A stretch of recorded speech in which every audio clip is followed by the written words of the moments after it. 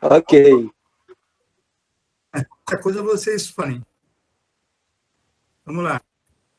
Bom, as nossas efemérides em dezembro, no dia 2, em 1963, foi instituído o Dia Nacional do Samba. No dia 6, em 1969, morreu João Cândido, líder da revolta da Chibata. Eu acho que a maioria da gente sabe. No dia 10, em 1963, teve a independência do Quênia. No dia 13, em 1936, a revolta da Baraiada, no Maranhão, onde eles foram Preto Coro e Francisco dos Anjos Ferreira. No dia 14, em 1914, Abdias do Nascimento fundou o nosso Teatro Experimental do Negro. Está passando bem o som ou não?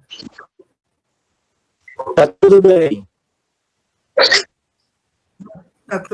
No 16 de 1830, o Código Criminal de 1830, claro, no artigo 295, instituiu a prisão de quem não comprovar ocupação honesta e útil. Isso não existe mais no papel, não existindo nas ruas, né? Para a gente sair na rua, se não comprovar, pronto, é vagabundo, né? Ou traficante, né? Ou bandido, né?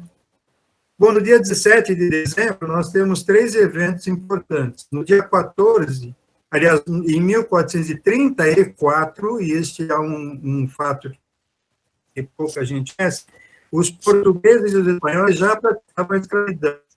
Eles nem tinham chegado à África, mas escravizavam as pessoas que consideravam como passíveis de serem escravos, porque não eram da mesma nacionalidade. Em 1934, 10 anos antes deles começarem a escravização de americanos, o Papa Eugênio IV precisou editar a bula Creator Omnium, ou seja, o criador de todas as coisas, dizer que esses escravizados, que eram os convertidos nas ilhas das Canárias, também eram criaturas de Deus. Isso por quê? Porque os espanhóis escravizavam esses convertidos, ou seja, escravizavam cristãos, que eles eram transformados em cristãos, e aí os portugueses quiseram donar esses escravos espanhóis, e os espanhóis reclamaram para o Papa. Então, ele emitiu essa bula. Na realidade, ele precisou emitir 2, mas essa é a principal, porque nessa ele, de fato, proibiu e condenar a própria instituição da escravidão. Mas escravidão entre eles, não é escravidão do resto do mundo, não. Tá bom?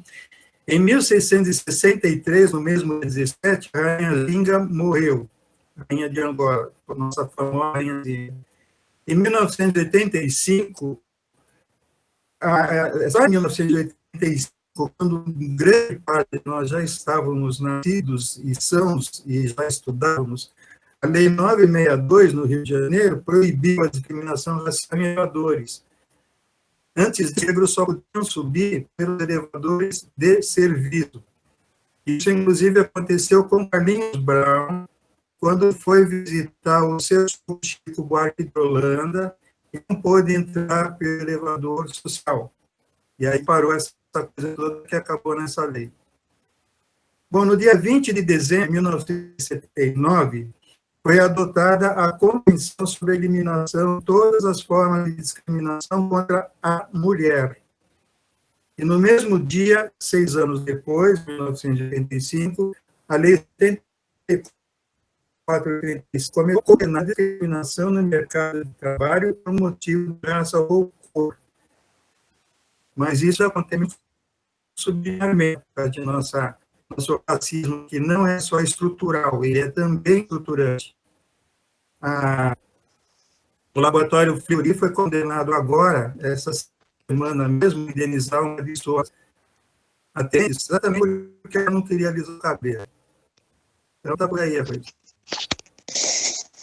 No Rio de Janeiro, no dia 1º, além de Ano Novo, nós também tivemos, em 1804, a independência do Haiti, o reconhecimento da independência do Haiti, porque, na realidade, ele já se considerava independente, já tinha batido nas tropas de Napoleão, nas inglesas, nas tropas espanholas, e já estava praticamente independente, só faltava reconhecer.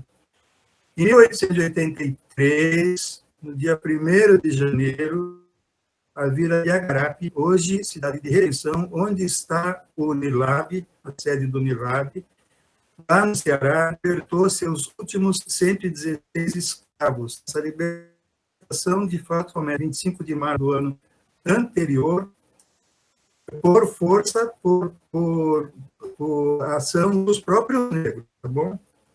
No dia 2 de janeiro de 1711, é a fundação da Irmandade do Rosário dos Homens Pretos, em São Paulo.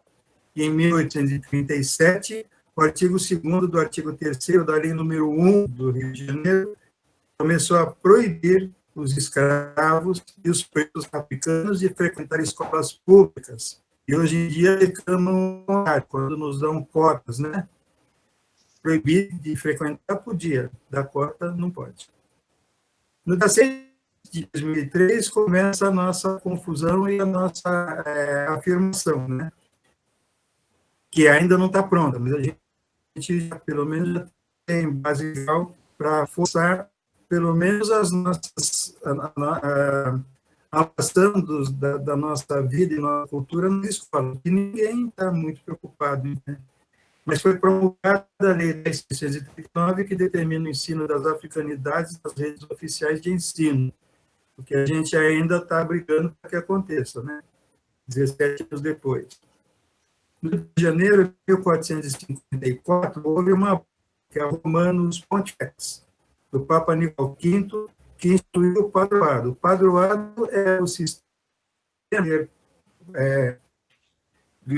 laico pode nomear bispos, tá bom? Isso acabou só, o último foi só quando o Timor-Leste conseguiu a independência, porque antes disso Portugal ainda nomear os bispos do Timor. E no dia 8 também de janeiro de 1912, foi a fundação do Congresso Nacional Africano, na África do Sul, o partido do nosso Mandela. No dia 9 de 2003, janeiro de 2003, a Lei 10.630, nesse pedaço já li, né? A Lei 10.639, ela é promulgada e ela faz com que se inclua o artigo 29A na LDB, ou seja, o estudo das africanidades no currículo escolar oficial, e dá uma série de normas. Só que a gente está perdendo muito tempo dizendo assim, não tá implantada a Lei 10.639, mas pouca gente vai lá na LDB ver onde é que está alocado esse artigo 29A, o que é que ele diz, por que ele é 29A, não é 27, não é 20, não é 28, não é 30, então precisa entender isso, tá bom? Para a gente poder começar a brigar, não pela Lei 10.639, porque ela manda colocar isso na LDB e está na LDB, então a 10.639 já produziu efeito. Esquece ela. Vamos pegar a LDB, a partir da LDB, estudar as DCNER, que são as diretrizes curriculares nacionais para a implantação do estudo das relações étnico-raciais, porque lá diz como fazer. Então, quem não sabe fazer é porque nem sabe que tem as DCNR. Bom, no dia 13 de janeiro de 1970, Regina Maroc, primeira engenheira negra brasileira. Então, né? Tem gente nossa fazendo coisa. No dia 15 de janeiro de 1929, Martin Luther King. No dia 25 de 1835, teve a revolta dos Malês, Salvador, na Bahia, que praticamente modificou como o poder para os africanos, porque viu que os africanos, de fato, tinham condições de reproduzir muita modificação. E a partir daí, se começa a discutir no Brasil, por meio, inclusive. E no dia 26 de janeiro de 1944, nasceu a nossa Angela Davis, que está por aí ainda, teve aqui no Brasil esse ano ainda, né? E nos diz o seguinte, que vocês precisariam prestar bastante atenção nisso, não vocês como todos nós, né? É interessante, ela disse assim, mas por que vocês precisam me ouvir, sendo que vocês têm Lélia Gonzalez? E eu aprendi muito com Lélia Gonzalez. E a gente fica olhando para a Angela Davis. Nenhum problema de Angela Davis, mas e a Lélia Gonzalez? Como é que faz? Sabe? Sendo que a própria Angela reconhece a influência de Lélia na milícia dela. Bom, no dia 30 de janeiro de 1582 é quando nasceu Zinga, né? Então, ela nasceu em 31 de janeiro de 1582 e morreu em dezembro com 85 anos de idade. Então, é isso. A partir desse momento, nós vamos ter o imenso prazer de ouvir a nossa doutoranda em educação, atual residente em Porto, a dona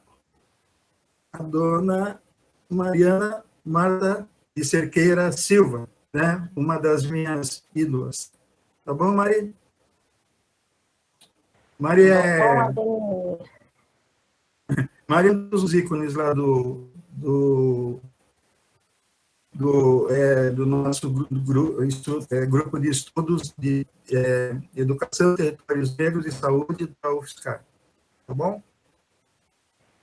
Isso aí, mesmo. Fica à vontade, Mari, sua vez. Tá, combinado. Muito obrigada. Obrigada por esse calendário aí, tem várias datas e coisas que a gente não sabe. Eu achei muito interessante essa proposta de trazer essas datas do mês, né, em que a gente está, para a gente entender qual que é o panorama da nossa luta, né, historicamente falando. Obrigada. Tá vendo como a gente sempre aprende com você, Ademir? Não cabe ter esse calendário o ano todo, mas ele é dinâmico, tá bom? Se alguém achar, mas precisa colocar tal coisa. Por exemplo, o Emanuel nos lembrou da questão da Bahia ser considerada pelos próprios africanos como, vamos dizer assim, exagerando, né, uma África fora da África e tal, por aí afora. E a gente vai atualizando. Quem vai lembrando depois, a gente vai atualizando. Mas nós temos o calendário inteiro, depois quem quiser só pedir, a gente coloca, tá bom? Tá, joia. Então tá bom. Gente, bom dia para todas, para todos e para todes, né? Eu queria dizer que eu vou ficar aqui, assim, fazendo as permissões das pessoas, porque como fui eu que agendei, né, a reunião, então não sei se aparece para todo mundo, mas fica aparecendo para mim. Então, de vez em quando eu ficar meio bagunçada, é porque eu estou aqui permitindo a autorização das pessoas. Eu até impedi duas... Pois é, que chique isso, estou muito feliz, não cabe a sucesso. Enfim, então, primeiro eu queria realmente agradecer ao meu amigo Ademir, que me fez o convite em nome do NUCAB, para estar falando aqui, a minha amiga Marilda, né, que são amigos de longa data, amigos da militância. Eu não sou de Sorocaba, mas quando eu cheguei a Sorocaba, fui recebido pelo Ademir, pela Marilda e pela Rosângela no seio do movimento negro. Então, eles são meus grandes mestres nessa caminhada e, para além de reverenciar os ancestrais que a gente não vê, né, que estão atrás da gente, que construíram toda a nossa história, a gente reverencia os ancestrais que estão aqui, né, que fazem parte da nossa caminhada. Então, quem vem antes é ancestral, então estou aqui prestando essa homenagem, né, pública, reverenciando mesmo todo esse conhecimento e toda essa afrofraternidade, né, que eles compartilham com todos nós.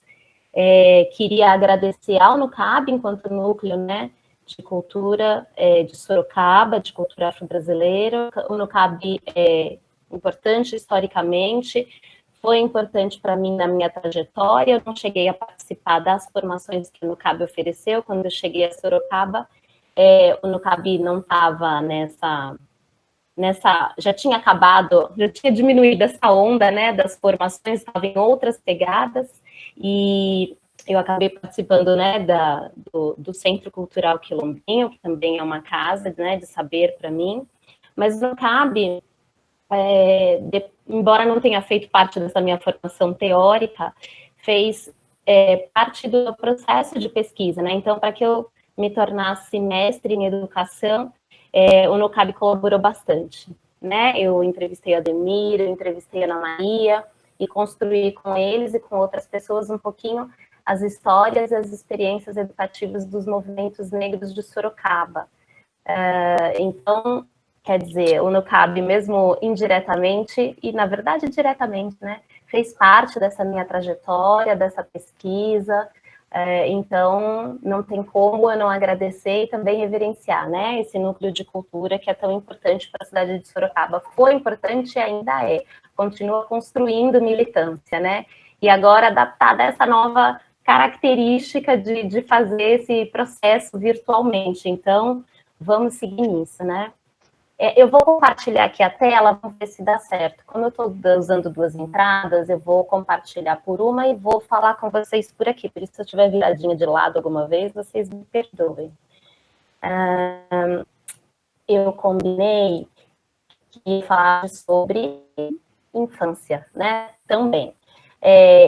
Eu vou me apresentar assim mais especificamente para dizer por que esse é o tema escolhido para hoje. Vamos lá.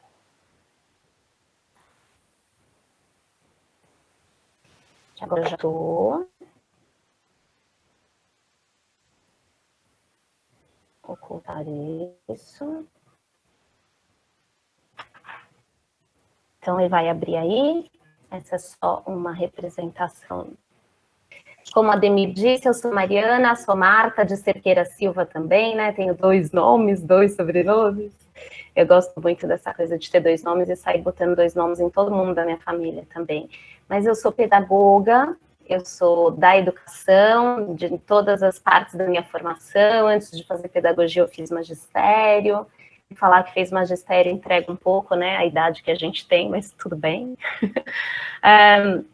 Eu sou pesquisadora do núcleo de pesquisa da UFSCar, junto com a Ademir e com outras pessoas queridas, chama Educação, Territorialidades Negras e Saúde.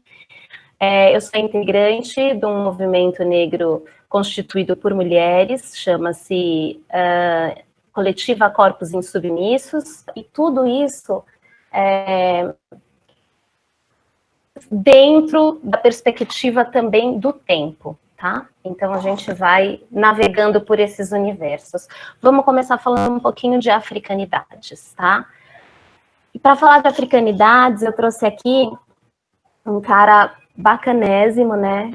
Um grande compositor brasileiro, um filósofo, né? Afrodescendente e sambista, e por isso também filósofo. Quem faz samba faz filosofia, não é? E o Candeia diz o seguinte: cego é quem vê só aonde a vista alcança. Mandei meu dicionário às favas. Mudo é quem só se comunica com palavras. Essas 3 frases de uma música do Candeia dizem muito sobre a cultura africana, afrodescendente e sobre essa perspectiva de afrocentralidade, que eu vou trazer um pouquinho aqui, mas que eu também pontuei como africanidades. Então, quando a gente vai falar de afrocentralidade, a gente pode usar qualquer dessas palavras, né? Então, afro-referenciada, afrocentrada, africanidades, né? Os teóricos que vão tentar trabalhar com essa ideia em termos de conceitos de epistemologia, vão usar diferentes palavras para falar sobre isso. A que eu escolhi para a conversa de hoje é africanidades. E daí, enquanto eu for passando os próximos slides, ou seja, trabalhando melhor essa ideia, a gente vai conseguir perceber melhor por que ele falar que uma pessoa que só vê aquilo que a visão permite pode ser chamada de cega, e o que isso tem a ver com africanidades, né? A questão da comunicação e restringir essa comunicação a uma palavra, só as palavras, e principalmente só as palavras escritas, também pode ser uma forma também é visto como uma deficiência, né, nessa perspectiva do Candeia, por exemplo. E isso também tem muito a ver com a africanidades. Então, por que eu escolhi para a conversa de hoje o termo africanidades, dentro desse grande guarda-chuva conceitual que é a afrocentricidade, tá? Porque a professora Petronília, que talvez seja de conhecimento da maioria de vocês, né, que é um grande ícone da educação nacional, a professora Petronília foi professora da UFSCar, né, professora aposentada, emérita da UFSCar, tem uma série de prêmios, né, internacionais, um reconhecimento nacional e internacional da sua trajetória política e acadêmica. Mas, para a gente do movimento negro, ela não é só importante por esses reconhecimentos internacionais, ela é importante para a área da educação, porque ela foi relatora, né, dessas diretrizes que o Ademir citou no começo da apresentação dele, que são as diretrizes de educação das relações étnico-raciais. A Petronilha tinha uma cadeira, né, no Conselho Nacional de Educação, foi a primeira mulher negra a ser conselheira no Conselho Nacional de Educação, e foi a relatora dessas diretrizes. Não só dessas diretrizes para a área de educação, ela também foi, ela também foi relatora das diretrizes de pedagogia, né, que é uma diretriz absolutamente necessária, né, para a constituição da formação inicial dos professores da educação básica do Brasil, que são todos formados no curso de pedagogia. Portanto, a professora Petronilha, ela é de uma importância singular. E é a professora Petronilha quem traz essa ideia de africanidades brasileiras. O que ela diz? Né, a expressão africanidades brasileiras refere-se às raízes da cultura brasileira que tem origem africana. Dizendo de outra forma, queremos nos reportar ao modo de ser, de viver, de organizar suas lutas próprias dos negros brasileiros e, de outro lado, as marcas da cultura africana, que, independentemente da origem étnica de cada brasileiro, fazem parte do seu dia a dia. Portanto, as africanidades brasileiras constituem todos e cada um dos brasileiros que estão aqui, né, que estão aqui neste continente ou fora dele. Portanto, se a pessoa é brasileira ou se ela foi formada, né, se a sua formação de subjetividade se organizou em território nacional, ela tem africanidades brasileiras como sua herança, ainda que ela não seja afrodescendente, ainda que ela não seja preta, né? Então, porque as palavras que ela vai usar, as formas de expressão da sua cultura, as formas de comunicação, para além das palavras, né? Então, pular 7 ondas no mar, como a gente diz, é a própria expressão das palavras, é a própria expressão de brincar, né? A forma como a gente brinca, isso é constituído pelas nossas africanidades brasileiras, para além daquilo que, obviamente, a gente já sabe, né? E que é o que é mais difundido, quer dizer, no padrão alimentar ou no padrão cultural, nas danças e em músicas, essa é a parte que é mais difundida, né? Mas na forma de pensar, na forma de se comunicar, na forma de criar afeto, né? De fazer dengo, que já é uma palavra de origem africana, tudo isso tem esses reflexos de africanidades brasileiras. Por isso, quando a gente constrói a nossa subjetividade em território brasileiro, nós estamos embebidos nessas africanidades brasileiras. E aí, do ponto de vista teórico, como a gente vai conversar um pouquinho com a escola e com a infância, então é muito importante que a gente traga quem é que aborda isso do ponto de vista teórico, para que depois eu possa fazer, né, um projeto para minha escola, ou enfim, um plano educacional, eu vou precisar dessas referências teóricas. A Petronilha é uma dessas referências, e o professor Renato Nogueira, que é um professor de filosofia da educação, é uma outra grande referência, né? Ele é carioca, ele está na Federal do Rio de Janeiro, acho que é na Federal Fluminense, se eu não me engano. E o Renato Nogueira trabalha muito bem com essa perspectiva que ele, no caso, chama de afroperspectividade. Ele usa como referência o Molefe Assange, que é o principal teórico dessa ideia de afrocentralidade, né? O Molefe Assange, ele é norte-americano, tem uma outra companheira dele chamada Ama Mazama, que também trabalha com essa perspectiva da afrocentralidade, né? E aí, essa afrocentralidade ou afrocentricidade, ela acaba funcionando como um guarda-chuva conceitual, né? Esse guarda-chuva conceitual vai dar possibilidades de diferentes abordagens. Então, do ponto de vista filosófico, a gente tem a abordagem da filosofia africana, calcada nessa afrocentricidade, a gente tem não a discussão do que a gente chama de feminismo negro, mas de uma outra discussão de gênero que se chama mulherismo africana, também calcada nessa perspectiva da afrocentricidade.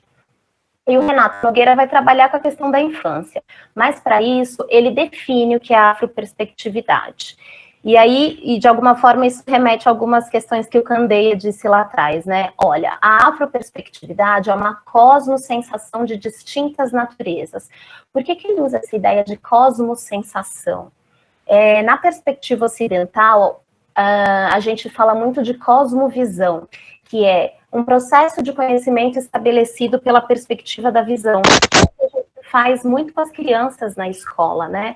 A gente coloca as crianças para sentar e ouvir, né? E assim construir o seu processo de aprendizagem de uma maneira muito dura, na verdade. E o que o Renato Nogueira traz para a gente, e que não é uma criação dele, ele faz isso baseado numa autora nigeriana chamada Oyeronke Oyewumi, que vai falar do como a cultura africana, e principalmente a cultura iorubá, que é da qual ela fala, trabalha a partir dessa cosmosensação, ou seja, da congregação dos diferentes sentidos do corpo para a construção de um processo de conhecimento, portanto, indo num caminho não de oposição, mas de uma ampliação do processo de conhecimento. Então, enquanto na cultura ocidental você conhece através da visão, né, na cultura iorubá, então, portanto, numa perspectiva africana, você vai aprender a partir de uma cosmosensação, da profusão dos diferentes sentidos, que tem total coerência para um processo de aprendizagem principalmente infantil. Não é? A criança é corpo principalmente, a criança se comunica e se expressa muito a partir do corpo, todos nós, mas na criança isso ainda não foi controlado, né, como foi na gente adulto, e portanto, se a escola for um lugar que permite essa forma de comunicação com a exploração do corpo, a gente vai poder proporcionar para essas crianças um processo de educação em caráter integral, não é? Portanto, retomando a perspectiva, né, do Renato Nogueira, a afroperspectividade é uma cosmosensação de distintas naturezas, uma abordagem que comporta diferentes racionalidades. Quando eu aprendo de distintas naturezas, eu posso estar falando de epistemologia, de filosofia, não é? Que se orienta com pretensão à pluriversalidade. E aí, quando ele fala de pluriversalidade, ele vai falar de um outro filósofo africano, sul-africano, chamado Mongobe Ramose. O Mongobe Ramose fala que a nossa perspectiva ocidental de conhecimento está muito calcada na universidade, que é o lugar onde a gente aprende um tipo de conhecimento, a partir de uma perspectiva de conhecimento. E que o que a gente devia fazer era ir para lugares de aprendizagem para aprender uma pluriversalidade, né? numa constituição pluriversa do conhecimento, ou seja, várias perspectivas de conhecimento que deviam construir as nossas epistemologias, e não uma única perspectiva. É um pouco essa oposição que se constrói nessa abordagem, né? Então, a afroperspectividade é uma abordagem teórica e metodológica que surge no contexto das ciências humanas e tem como inspiração o quilombismo, do Abdias do Nascimento, a afrocentricidade, do Molefe Assante, que eu disse para vocês, e o perspectivismo ameríndio. Portanto, para o Renato Nogueira, falar de afroperspectividade significa pensar, criar uma perspectiva de conhecimento a partir dessa matriz afro, mas falando de Brasil, essa matriz afro não vai ignorar o contexto indígena, porque essa terra é uma terra indígena, né? E falando de matriz afro brasileira, não vai ignorar também o cerne da nossa Constituição como processo de luta e de conhecimento, que na perspectiva do Renato Nogueira, essa perspectiva endossa a perspectiva do Abdias do Nascimento, que vai trazer essa ideia do quilombismo. Não só o Abdias, a Beatriz do Nascimento também vai trazer, e o próprio Molefe Assante, que fala de afrocentricidade, vai dizer que uma das pessoas com quem ele mais aprendeu para afro-referenciar o pensamento dele foi com Abdias do Nascimento e foi com a ideia do quilombismo também. Então, quer dizer, é um pouco, até reforçando essa ideia que o Ademir trouxe de novo, né? Como muitas vezes a gente fica nessa posição de colonizado mesmo, né? De ficar olhando sempre para fora, né? Achando sempre que o que vem de fora é melhor. Então, a afrocentricidade, com um paradigma desses autores que são norte-americanos, né? São eles que estão trazendo, mas o cara aprendeu com o Abdias do Nascimento. Vamos falar de feminismo negro com a Angela Davis, mas ela está falando que ela aprendeu com a Lélia Gonzalez. Então, vamos olhar para trás, né? Porque a nossa história brasileira tem muito a ensinar a partir dessa perspectiva afro-referenciada, né? Então, assim, a gente tem poder sobre isso e a gente precisa referenciar e recuperar esse poder no nosso passado e no nosso presente, né? Até para construir um futuro mais empoderado, mais consciente do nosso poder, do nosso potencial mesmo. Então, tentando criar um diálogo entre essas perspectivas teóricas e a ideia de infância, eu sugiro que vocês possam acessar depois esse desenho que está disponível no YouTube, de um projeto do professor Renato Nogueira. Ele tem em livro e tem em vídeo, que se chama Nana e Nilo. Então, Nana e Nilo, em vídeo, né, ele fez uma série de episódios de animação, e um episódio que vai dialogar bastante com essa ideia que a gente está trazendo hoje aqui é esse episódio chamado O Tempo de Brincar. Então, O Tempo de Brincar é um episódio... Opa, parei de compartilhar a tela? Alguma coisa parou. E tu parou de compartilhar. Acho que é outra pessoa que começou a compartilhar. Vamos ver se volta para cá. Deixa eu tentar de novo.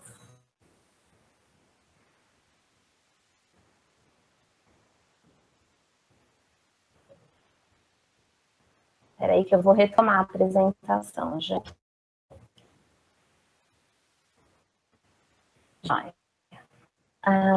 Então, quando vocês puderem ter acesso a esse episódio do Tempo de Brincar, vocês vão perceber que tem uma série de elementos de africanidades brasileiras ou de afroperspectividade, enfim. E aqui eu vou esmiuçar muito brevemente algum deles. Dentro do episódio Tempo de Brincar, esses dois personagens principais, que são a Nana e o Nilo, conversam com essa árvore, que é a mulemba, e o mulemba vai trazer para a gente no diálogo dele com as crianças é que a gente vai perceber como é que essa afroperspectividade, como é que essas africanidades brasileiras se desdobram, né? Tem toda essa relação com a natureza, né, com a natureza como a grande orientadora de todo o processo. Então, as crianças estão conversando com uma árvore, e a árvore vai fazer essas crianças retomarem tempos antigos, tempos remotos, para se reencontrar. Eles vão até o quilombo e eles vão reviver alguns momentos de infância, de brincadeira, para entender e para recuperar esse sentimento dentro deles. Então, veja como é presente essa ideia daquele desenho que eu trouxe no começo, que é o Sankofa, né? Que é essa ideia de você voltar para trás para recuperar essa sua ancestralidade e entender como é que essa sua ancestralidade constrói a sua subjetividade e de que forma ela pode também operar sobre o seu futuro. E tudo isso eles fazem a partir da sacralidade do Iroko, né? Que é um personagem, né, afro-brasileiro, ancestral e afro-brasileiro, muito importante para a história e para a filosofia iorubá. É isso mesmo que eles colocaram aí, que estão colocando aí no chat, tá? De informação. Aqui eu tenho um pequeno videozinho que traz a ideia do Iroko.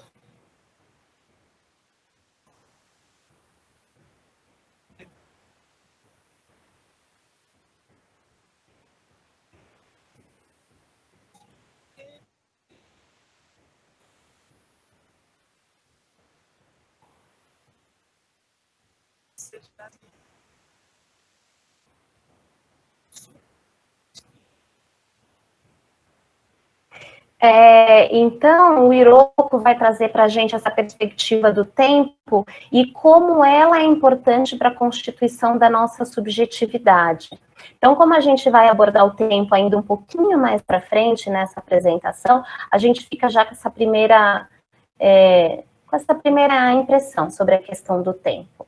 Então, o que é que vocês vão perceber, por exemplo, ao poderem acessar esse vídeo, né? E ao pensar um processo de conhecimento a partir de uma perspectiva afrocentrada, de uma afroperspectiva, ou pensando esse processo de conhecimento falando de africanidades brasileiras. O que a gente tem são principalmente essas dimensões culturais afrodescendentes. Então, dessas pessoas, desses grandes teóricos que têm estudado as dimensões educacionais e suas afro-referências, a maior parte deles tem identificado que essas dimensões estão presentes na maior parte dos processos educativos afro-referenciados, né? Então, e isso eu estou falando desde uma roda de capoeira, ou desde um xirê de maracatu, desde um batuque de umbigada, a um processo educativo ainda que escolarizado, mas que seja afrocentrado e afro-referenciado, entendeu? Então, quando a gente está falando dessas perspectivas, a gente está falando de resgatar a oralidade como um elemento de constituição do sujeito e também de construção do conhecimento. A gente está falando da importância da memória, a gente está falando de uso e de criação de musicalidade, de comunicação e expressão disso a partir do corpo, né? A gente está falando disso na ludicidade, a gente está falando como a espiritualidade acompanha tudo isso, como o sentido de comunidade ou de coletividade faz parte dessa perspectiva, e como tudo isso encontra-se interligado e interdependente, né? E como a profusão e o equilíbrio disso conseguem organizar uma energia vital, que para a perspectiva iorubá, principalmente é chamada de axé. Então, são dimensões da cultura, e isso é uma visão holística do ser humano, isso mesmo. Essas dimensões da cultura foram referendadas por vários teóricos, mas aqui eu peguei a ideia, e inclusive o desenho que aparece na obra de uma pedagoga também, chamada Rosa Margarida de Carvalho Rocha, que eu gosto bastante, que ela tem uma série de livros muito interessantes, até livros infantis. E então ela traz esse desenho e vai colocando os nomezinhos nessa, né, com essa iconografia que me agrada bastante. Então, essas dimensões são fundamentais para a gente organizar um processo de conhecimento afro-referenciado. É claro que, dependendo do processo criado, uma perspectiva se sobressai à outra, isso é natural, né, em qualquer processo de conhecimento, mas ter ela em vista é muito importante. Então, se a gente pegar as manifestações afro-brasileiras, por exemplo, manifestações que são muito comuns, por exemplo, no Nordeste brasileiro, né, a gente tem nas manifestações culturais, inclusive, a presença de um personagem que se chama Brincante, né? Eu acho isso tão encantador, quer dizer, ele é corpo, né, é um corpo presente, incorporado, uma pessoa que tem a função de trabalho, de ser um brincante, né? Ou seja, ele é a ludicidade encarnada, para a gente perceber o quão é importante o aspecto lúdico. O aspecto lúdico não se faz porque eu estou trabalhando com criança, o aspecto lúdico é presente no nosso corpo e na nossa subjetividade, inclusive enquanto personagens adultos. Quem fala disso muito bem e muito lindamente é uma grande colega nossa, muitos de vocês devem conhecer, que é a Vanessa Soares, né, que tem o grupo Saramuná, aqui em Sorocaba, e ela vai trazer como é que a ludicidade e o brincar fazem parte dessa constituição das matrizes, né, das expressões culturais de matriz afro-brasileira, e inclusive, né, sendo elas geridas, organizadas e produzidas por adultos. Então, a gente não está falando de ludicidade só para criança, não. Né? E, bom, como eu trouxe aqui para vocês uma conversa que vai abordar um pouquinho de cada coisa. Então, foi um pouquinho dessa afroperspectividade, um pouquinho dessa teoria afrocentrada, e vamos ver um pouquinho agora da questão da infância também a partir dessa perspectiva, tá? Para isso, eu sempre gosto de começar, como eu fiz da outra vez, com Candé, e agora eu vou começar com outro cara incrível, que é o Sérgio Vaz, né? Que é um grande poeta brasileiro, e que é o grande organizador e gestor do projeto da Cooperifa, né? Que é essa ideia de disseminar a poesia e tirar a poesia do campo erudito, do campo da branquitude, e colocar ela num processo de acessibilidade mesmo, né? Disponível e presente na vida de todos nós. Então, esse poema Brasinhas do Espaço, do Sérgio Vaz, eu acho encantador. Ele diz assim: eram criaturas de um planeta imaginário, herméticos neste mundo, todos se chamavam Speed Racer, e falavam uma língua estranha que os adultos não entendiam. Vorazes, alimentavam-se de sonhos, liberdade, vento, de suco e pão com mortadela. Esses monstrinhos queriam dominar a Terra. Chegavam aos montes, descendo ladeiras, pilotando naves exóticas, feitas de tábua de condensado e rodinhas de rolimã.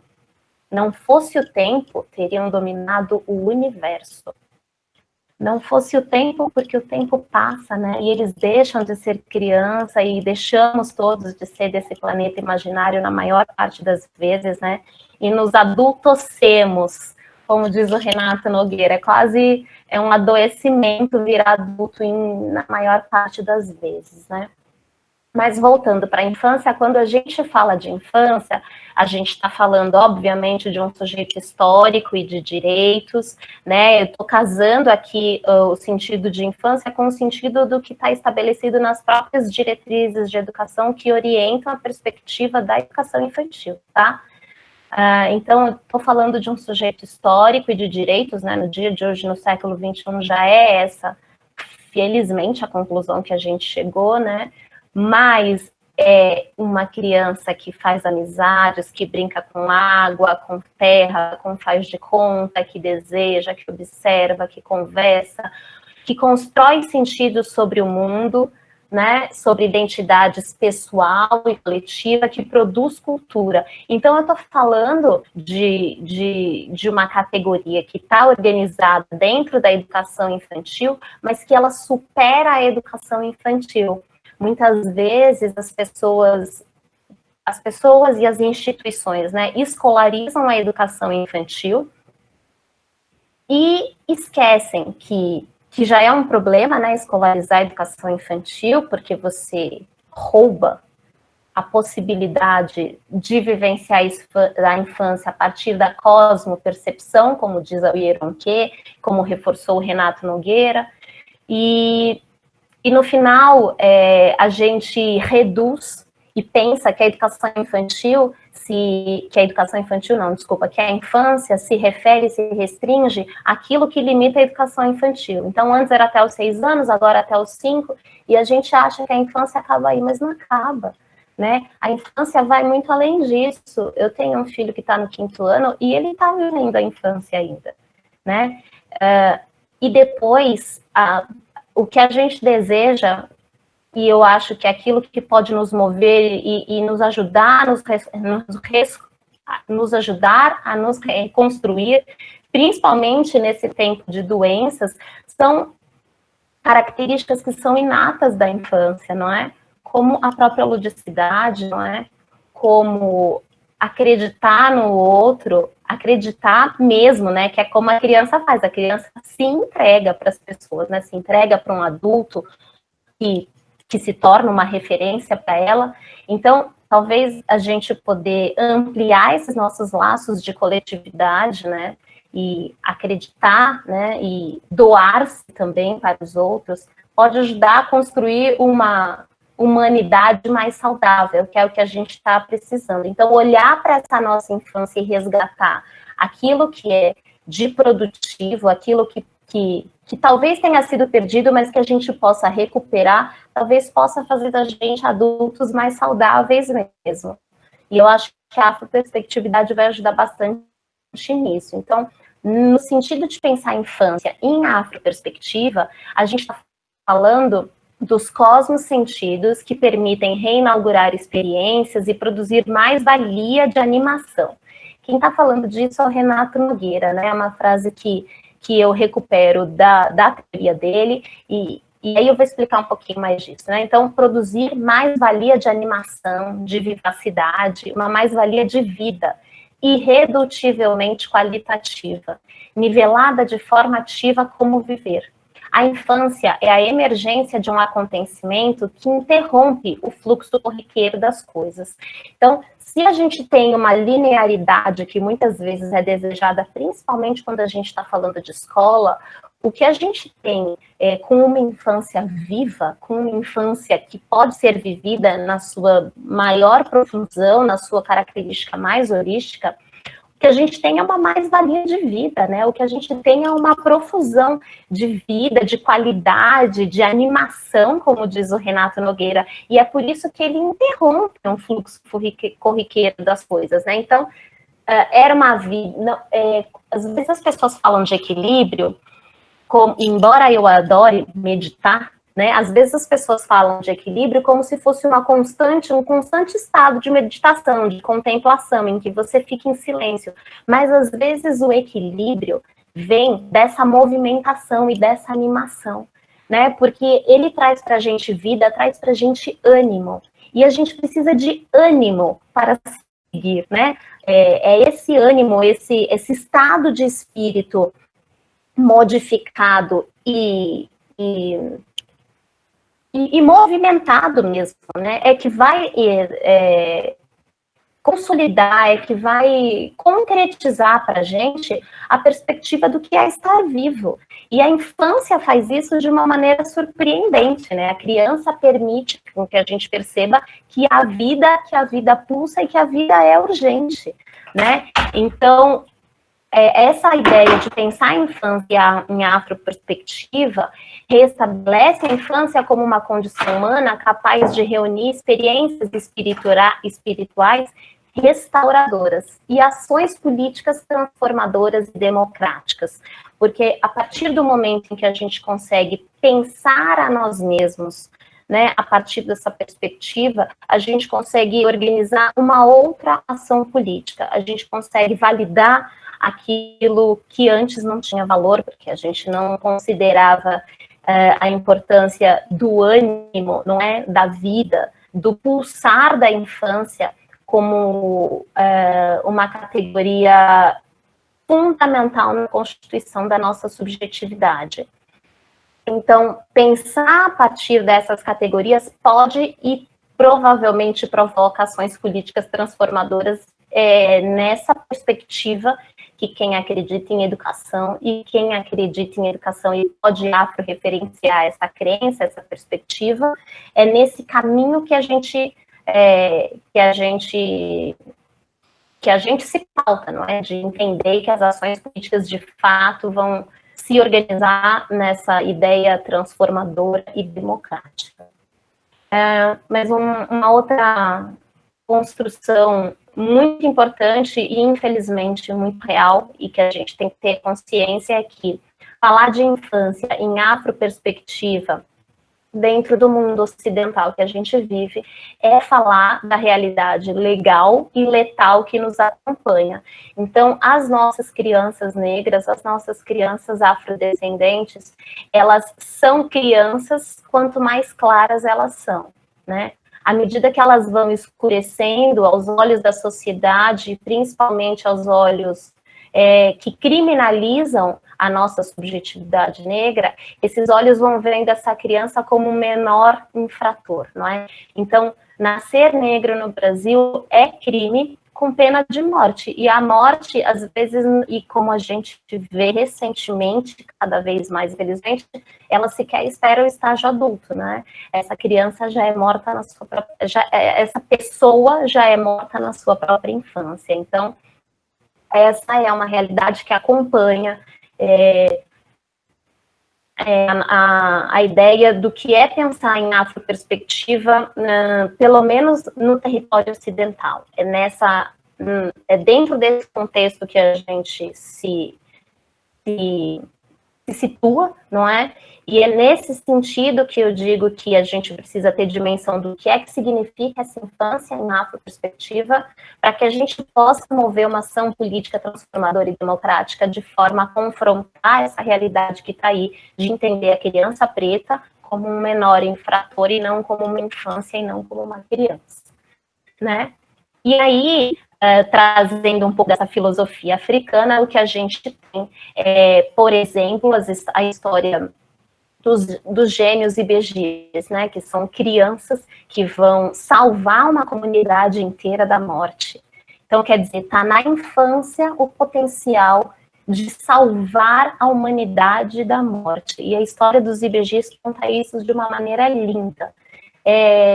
Tem um livro que no final eu vou colocar aí a fotografia dele, que a gente pode contar a história dos IBGs pela criança.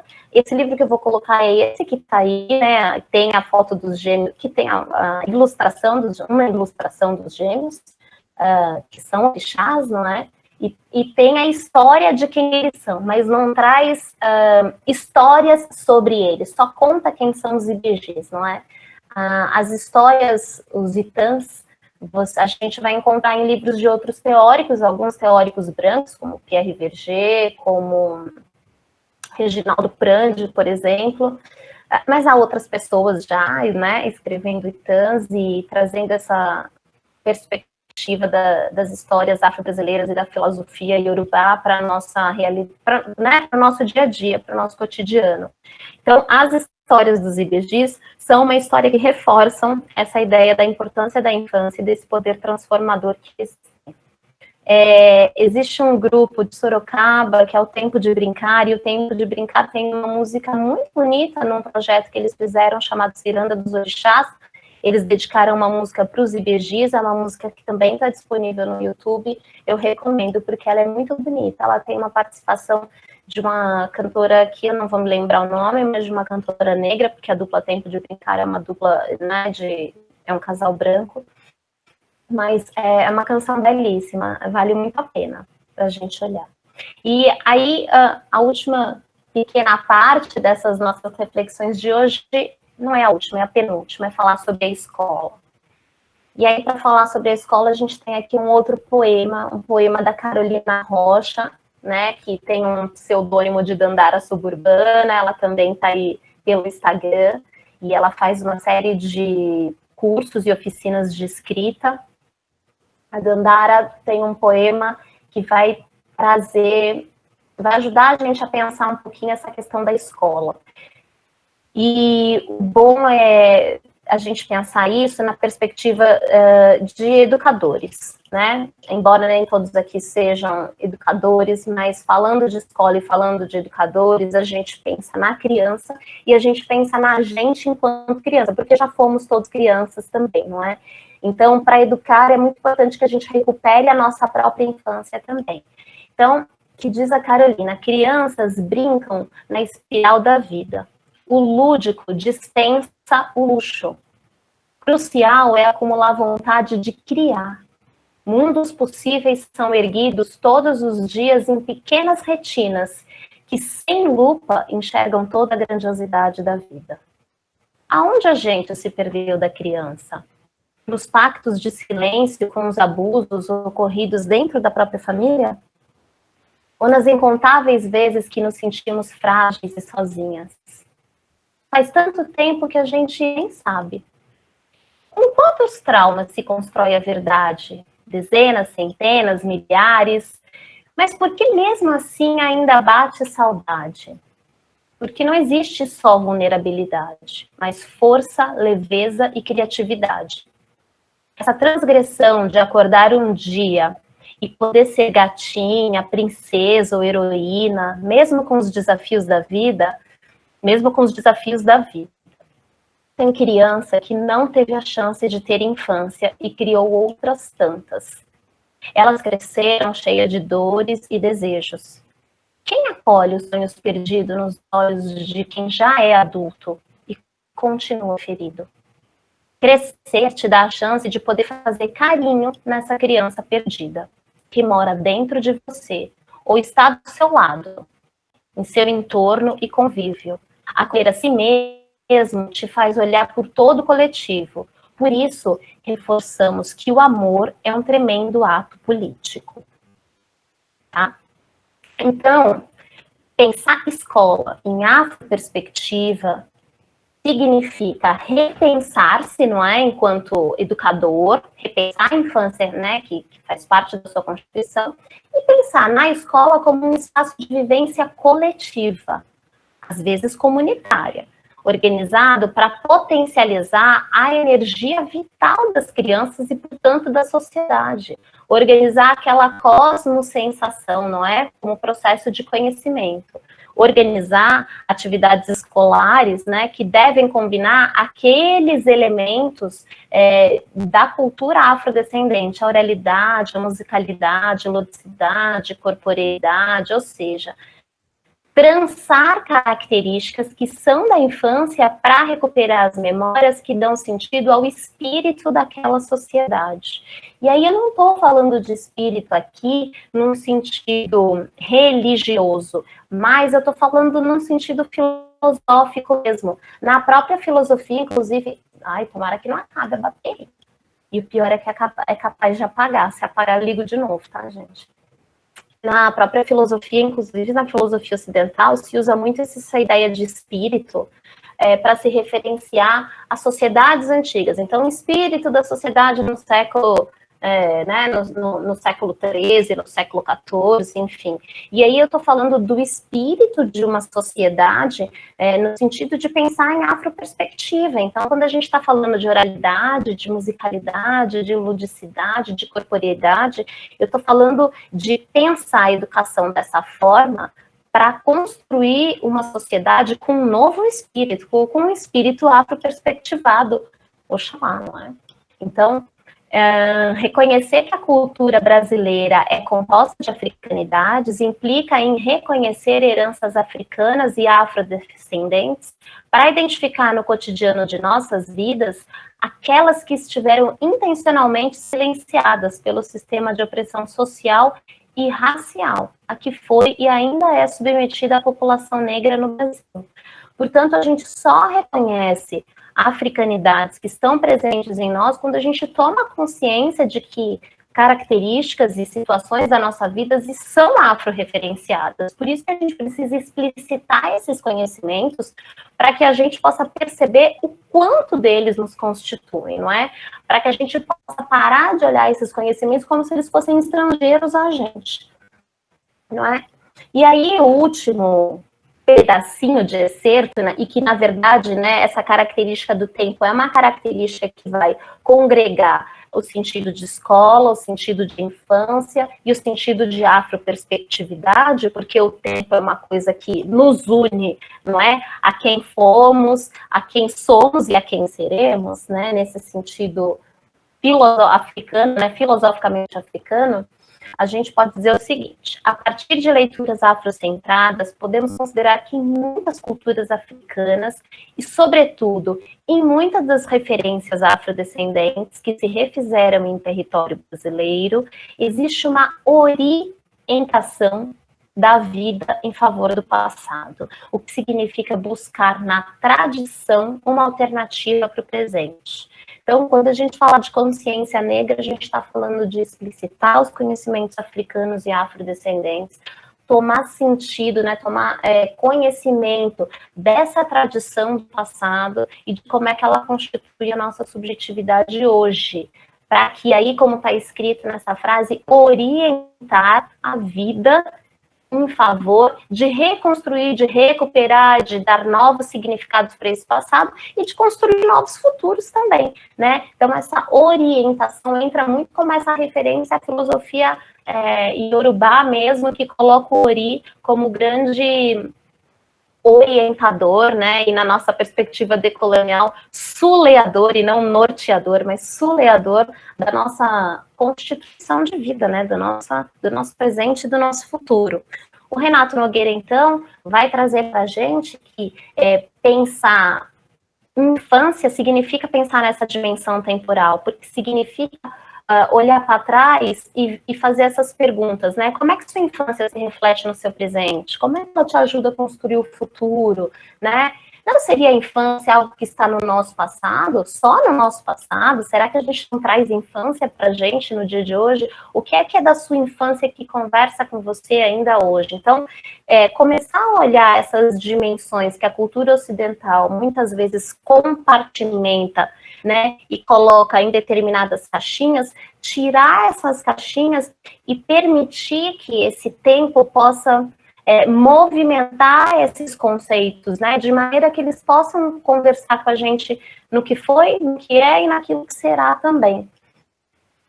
E eu acho que esse deve ser o último slide, porque eu sempre gosto de trazer essa última reflexão que está presente nas diretrizes estruturadas pela Petronina, que foi a primeira referência dessa aula, que é o seguinte, que para reeducar as relações étnico-raciais no Brasil é necessário fazer emergir as dores e os medos que têm sido gerados. É preciso entender que o sucesso de uns tem o preço da marginalização e da desigualdade imposta a outros, e então decidir que sociedade queremos construir daqui para frente, não é?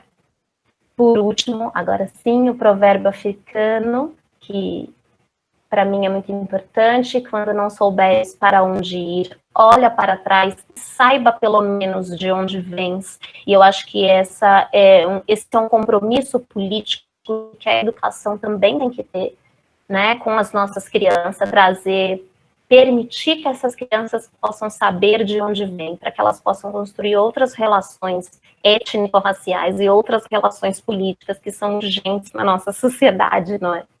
Então, foi essa configuração aí que a gente falou, um pouquinho do tempo, de africanidades, de escola, de infância, né? E são essas as referências que eu usei para construir um pouquinho dessa conversa. Então, alguns textos do professor Renato Nogueira, referências da professora Petronilha, das diretrizes de educação infantil, também das diretrizes de educação das relações étnico-raciais, que eu não coloquei aí por falha. E os livros que eu falei, os projetos e os livros que eu falei para vocês são infantis, né? Quer dizer, 2 deles são esses: A Ciranda dos Orixás, que é o projeto do Grupo Tempo de Brincar, Conhecendo os Orixás, de Exu Oxalá, que é esse livro infantil da Valdete Tristão, que é uma pesquisadora das relações raciais também, e esse livro do Reginaldo Prandi, que é a Mitologia dos Orixás, que vai trazer o conto de vários itãs para alguns pesquisadores, com algumas abordagens talvez um pouco questionáveis, mas, enfim, ainda é um dos grandes livros que congrega, né, vários itãs num manual só. Então, é isso. Eu acho que eu tinha planejado para compartilhar aqui com vocês hoje, e eu vou parar, então, de compartilhar a tela, e eu vou pedir, não sei se é o Ademir ou a Mariana, que agora vão criar essa mediação, ou a gente fala direto, né, uns com os outros, aí tá tudo certo. Deixa eu parar aqui a apresentação. Agradeço, gente, a atenção de vocês. Eu acho que agora a gente pode abrir para questões, né? Se o pessoal puder, nas questões, ser bastante objetivo, porque senão alguém vai falar muito, o tempo acaba, outra pessoa quer falar no tempo, né? Mas está aberto. Se alguém tiver alguma questão, alguma coisa, a Mariana está aí. Aproveita que depois ela vai embora para Portugal, sabe? E aí não dá mais. Pode ser que ela não queira mais fazer o virtual, pronto, aí danou, né? Então, quem tem alguma pergunta ou alguma observação, está aberto.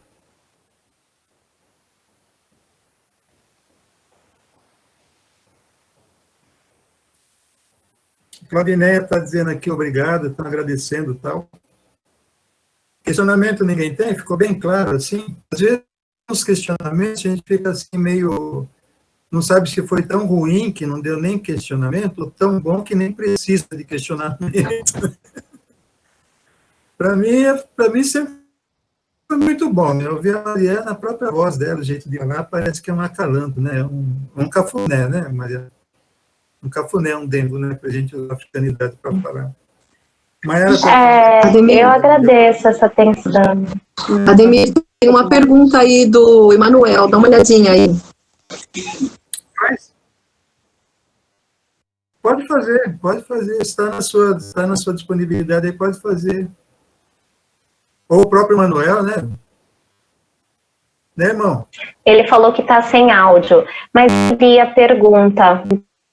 Parece que ele falou se a gente está muito longe, né, dessa perspectiva afrocentrada. Eu diria que se a gente for falar das nossas escolas, a gente hoje em dia está cada vez mais longe, ainda mais com esse processo de militarização das escolas, né? Isso coloca tudo numa perspectiva muito longe.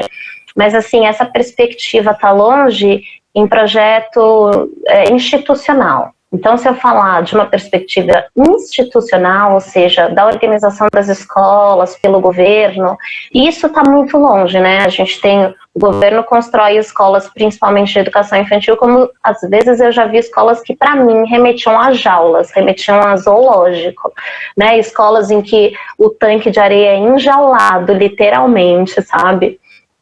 Então, isso está absolutamente muito distante de qualquer realidade de educação infantil. Marilda, que é professora de educação infantil e conhece toda a realidade do município de Sorocaba, sabe disso muitíssimo melhor do que eu. Então, nessa perspectiva, está muito distante. Agora, uma coisa que aproxima e que é o que mantém a gente, de fato, presente em todos os espaços, são os professores que são compromissados politicamente, não é? E que buscam se afro-referenciar. Esses professores conseguem fazer muita diferença. Não fazem toda a diferença porque a gente precisa de um coletivo mesmo para fazer diferença, né? Ou todo um grupo escolar, ou mesmo um sistema mesmo escolar, não é? E aí falando de governo de novo. Então, o que a gente consegue fazer, a gente consegue ter boas práticas escolares e bons exemplos, mas a gente consegue ter mudanças estruturais pequenas nesse sentido. Então, em termos institucionais, para ser bem objetivo, eu diria que a gente está muito longe de africanidade, tem ficado cada vez mais longe com as novas políticas governamentais, mas em termos de militância, a gente tem pessoas prontas e disponíveis para construir uma outra realidade. Mas para isso a gente de fato precisa ocupar o poder, porque com esse poder do jeito que está, a gente não vai chegar muito longe. Deixa eu colocar alguma coisa aqui, Mariana. A gente hoje em dia tem falado em epistemologia. Oi? Está escutando? Eu estou te escutando bem, Ademir. Epistemologias do Sul. Então, tá bom. A gente tem falado em epistemologias do Sul. A gente não precisa descer nesse nível para saber o que fazer, né? As epistemologias do Sul, elas dizem assim para a gente, olha um pouco para o seu lado, né? É o que a Mariana acabou de nos dizer, né?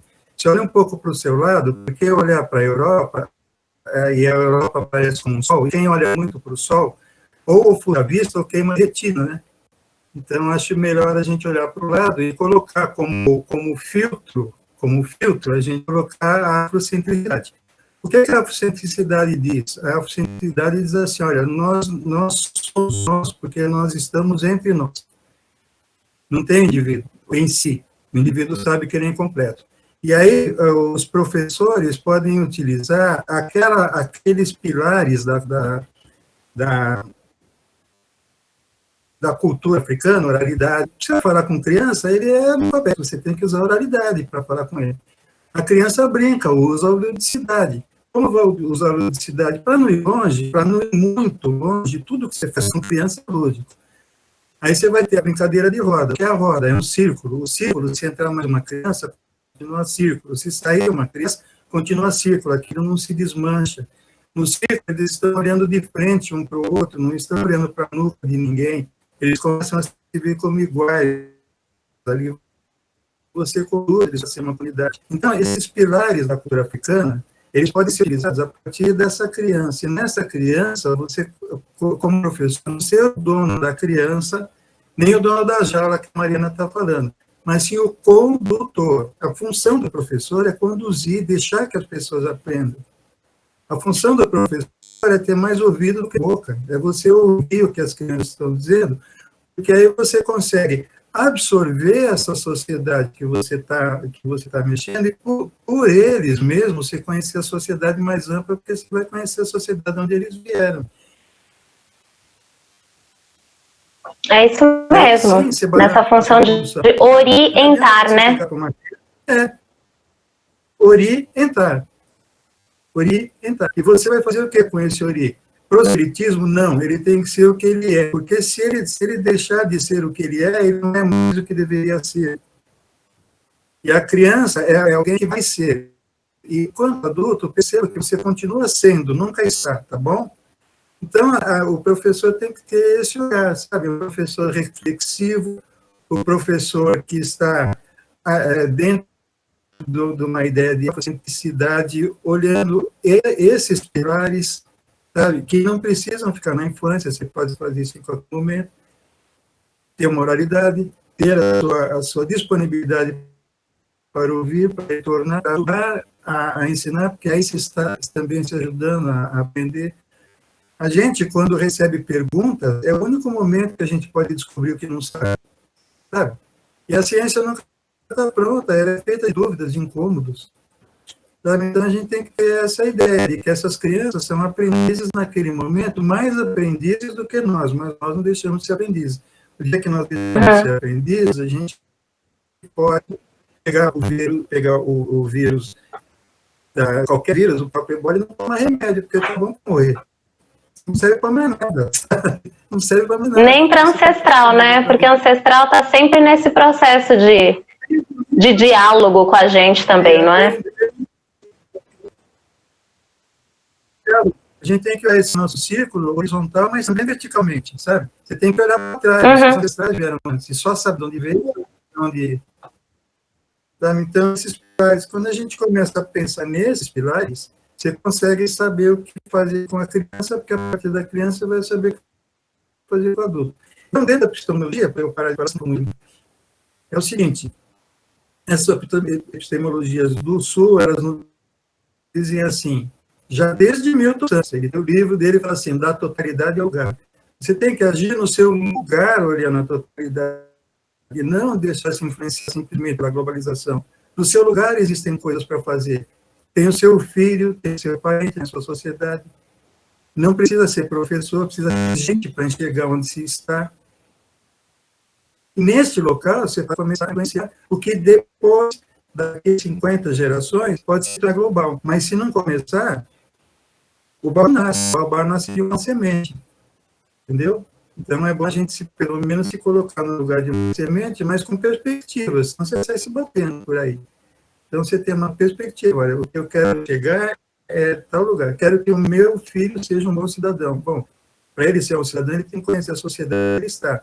Para ele conhecer a sociedade onde ele está, você tem que dizer para ele qual é a sociedade, usando a oralidade, usando a ludicidade, usando o comunitarismo, usando essa coisa toda.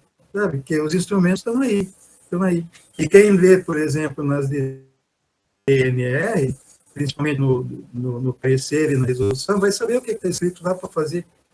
O artigo 26 diz que você tem que usar arte, o artigo 26 da LDB diz que você usa arte, você usa isso, usa aquilo.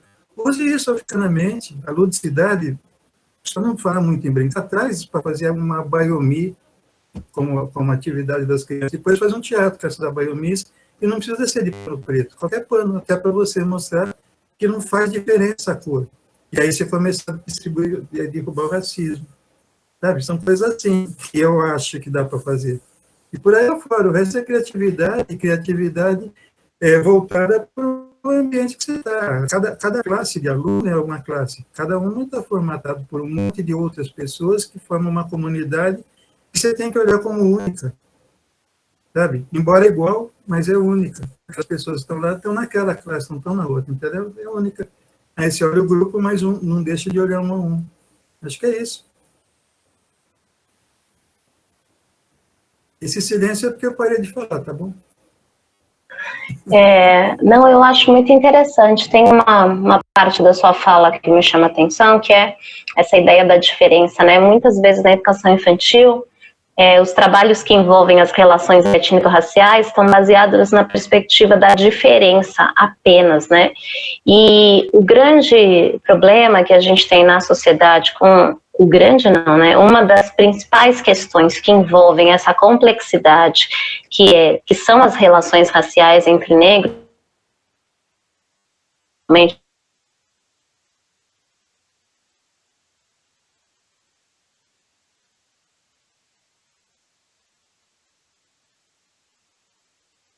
vão apontar as diferentes cores de pele ou as diferentes características das pessoas como simples diferenças.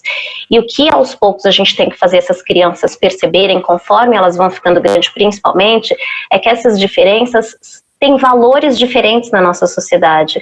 Por isso elas são desiguais, né? E daí mais do que isso, elas são inequidades, porque elas já são, desde desse berço, construídas desigualmente, e isso vai gerando, né, um fosso de desigualdade entre negros, brancos e indígenas, e historicamente, né, de séculos atrás, historicamente acumulada essa desigualdade, né? Então são mesmo inequidades, tem uma raiz aí marcada pela desigualdade racial. Então é muito importante que a gente retome de alguma forma. É por isso que a gente tem, na perspectiva das próprias diretrizes, a ideia da valorização. Se eu estou valorizando é porque tem alguma coisa que é desvalorizada, então eu preciso que essa criança, aos poucos, tome consciência de que não é só bom falar da história e da cultura afro-brasileira, mas que a gente valoriza ela em alguns momentos, singularmente em alguns momentos, porque ela é desvalorizada em todos os outros. Então ela recebe um dia especial no dia 13 de maio por um acontecimento histórico, no dia 20 de novembro por outro acontecimento histórico, porque em todos os outros dias, na maior parte das vezes, ela é negligenciada, omitida, distorcida. Então é por isso que a gente fala da valorização, da recuperação da história, né? Então é muito importante que também no trabalho da educação infantil, aos moldes e as possibilidades, dependendo do nível da infância com que a gente está tratando, que a gente vai elucidando que as diferenças na nossa sociedade estão acompanhadas de uma desigualdade, e é isso que a gente não pode deixar que continue a acontecer. Por isso que a gente vai transformar os nossos alunos aos poucos em pessoas conscientes, em que não vão autorizar essas desigualdades, pelo menos na organização do seu cotidiano, não é? Tanto faz ele ser uma criança branca ou uma criança negra, cada um do seu local, né? Alguns do local de privilégio, outros do local de desvantagem social. Eu acho que com a criatividade você consegue mostrar que as diferenças são necessárias porque são complementares, né? Ninguém está completo. Isso é muito importante. O canhoto não é direito, o pesado não é leve, mas eles têm funções diferentes, né? Se puser numa gangorra de um lado, um pesado do outro lado leve, o pesado é que não sobe. Mas se puser dois leves e com esse pesado, aí eles podem, inclusive, brincar, né? Então, eu acho que são coisas lúdicas que a gente pode mostrar que as diferenças são necessárias, absolutamente necessárias, porque complementares. Isso é Ubuntu. Isso é Ubuntu. E vamos usar o Ubuntu como um destruidor de preconceitos, porque aí você não está combatendo só o preconceito racial, você está combatendo a própria ideia de bullying, né?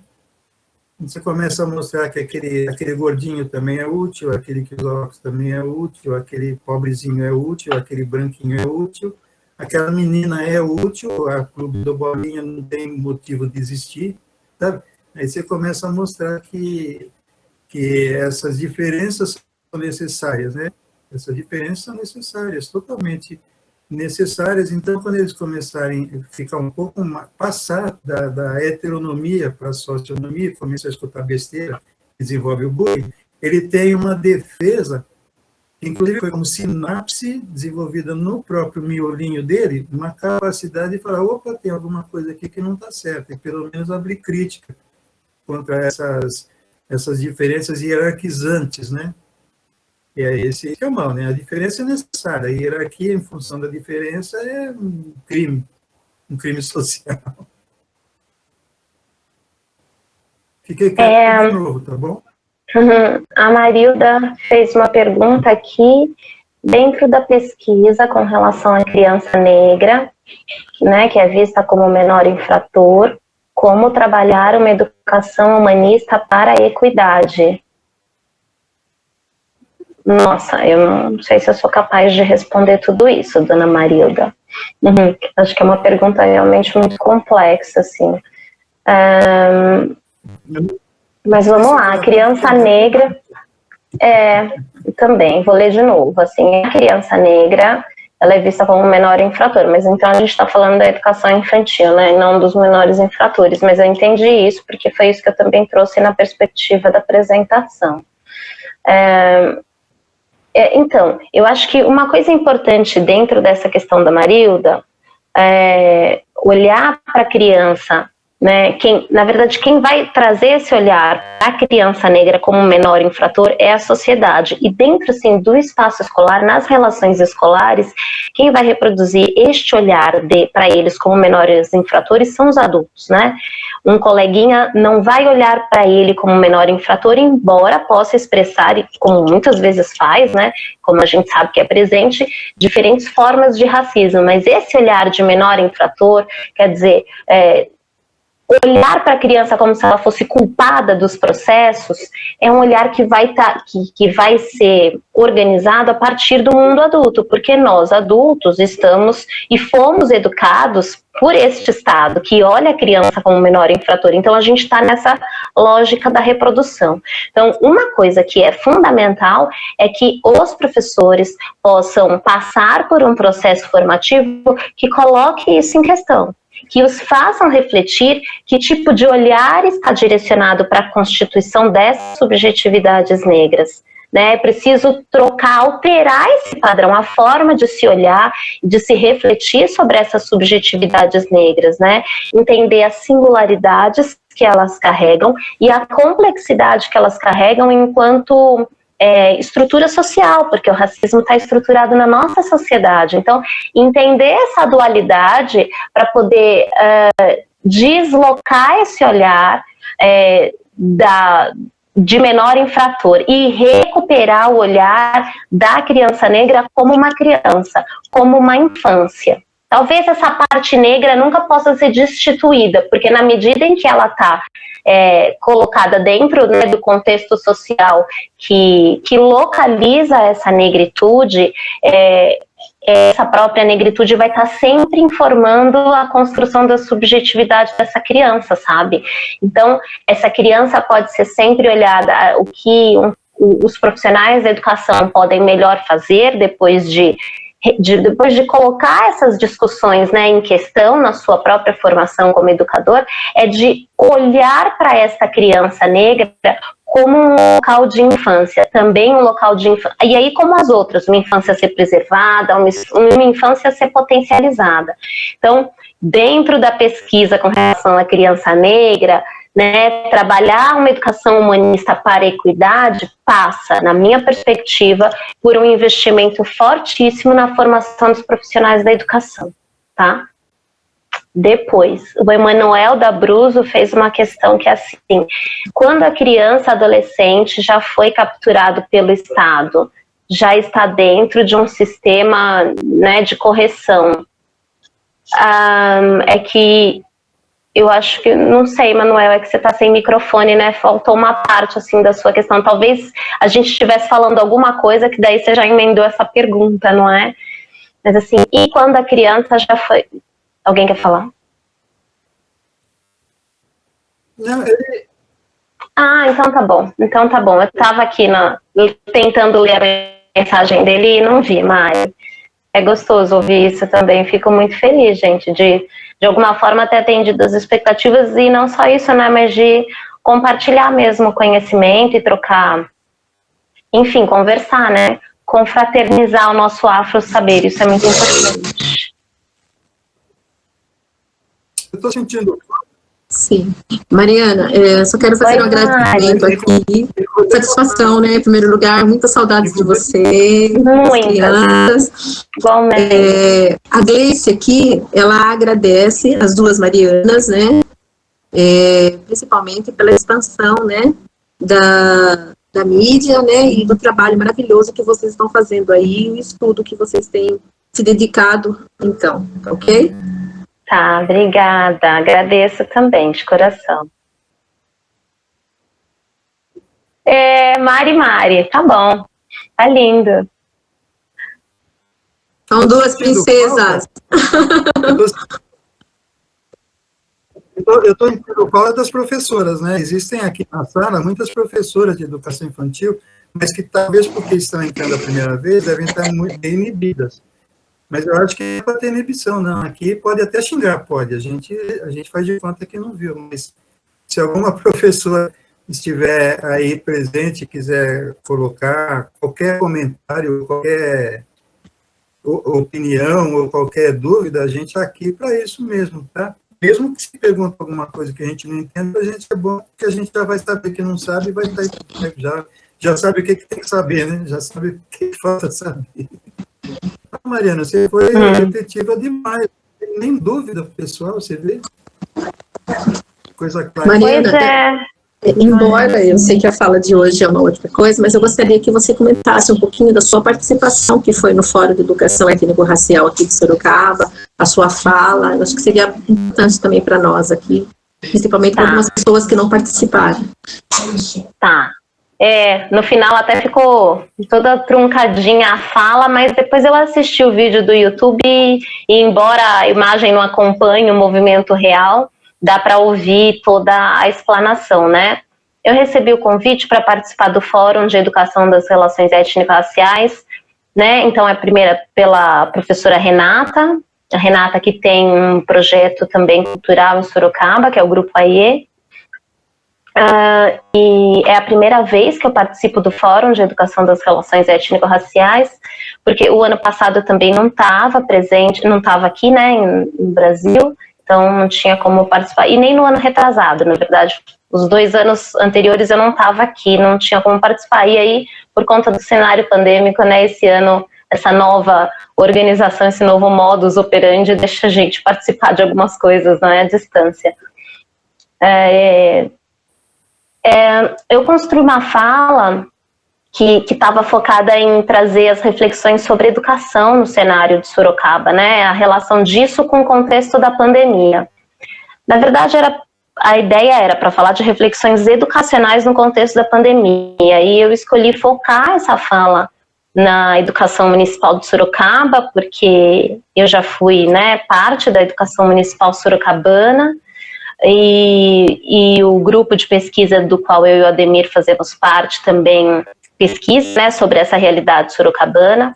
Então a gente já tinha levantado alguns dados sobre que indicam como é que o sistema não vem atendendo, né, a contento aquilo que está preconizado na própria lei, né, nas diretrizes, no plano de implementação, até no plano municipal de educação de Sorocaba também. Então, tudo que se refere a relações étnico-raciais ou não era feito ou estava sendo feito de uma maneira muito superficial. Então, eu construí uma fala que apontou essas, né, não só as mazelas que a própria população, que o próprio estudante negro enfrenta no contexto da pandemia, né, que o prejudica ainda mais do que todos os outros estudantes, especialmente os estudantes brancos, mas como é que a organização da gestão municipal de educação, eu não pontuei a gestão estadual na minha fala, como é que essa gestão municipal tem falhado no atendimento a esse estudante negro e também ao estudante branco, né, porque as relações são entre negros e brancos, né, então na medida que você prejudica o estudante negro, você supervaloriza o estudante branco, né. Então, a fala foi construída nesse sentido, né, de indicar onde é que a Secretaria de Educação e a gestão municipal estavam falhando para poder organizar um plano produtivo, proativo e intencional de alteração das relações étnico-raciais que em Sorocaba são desiguais, porque a gente pode perceber pelos relatos das pessoas, pelas incoerências, né, que foram levantadas nessa minha fala, mas também porque os dados educacionais que se referem à população de estudantes negros e brancos não está divulgado, e é uma coisa que precisava estar, né, então, desde 2005, se eu não me engano, que é obrigatório que o censo escolar mapeie e divulgue quem são os estudantes negros, onde é que eles estão, quais são as relações, quais são os índices estatísticos que se estabelecem entre esses estudantes. E isso não está disponível. na organização da Secretaria de Educação, pelo menos não é público, que também deveria ser. O que dificulta, por exemplo, a organização de uma política de ação afirmativa, para poder alterar esse cenário, não é? Não tem nenhum cabimento a gente dizer que todo o Brasil é todo estruturalmente organizado, né, num padrão racista, e que Sorocaba não é. Então, Sorocaba também é preciso que os dados sejam mostrados para que a gente possa organizar um outro padrão de relações, né, entre negros e brancos. Então, foi essa a fala que eu fiz em conjunto com o colega Marco Pereira, que falou a partir, né, da construção da subjetividade, das reflexões psicossociais, né, porque o Marcos é psicólogo.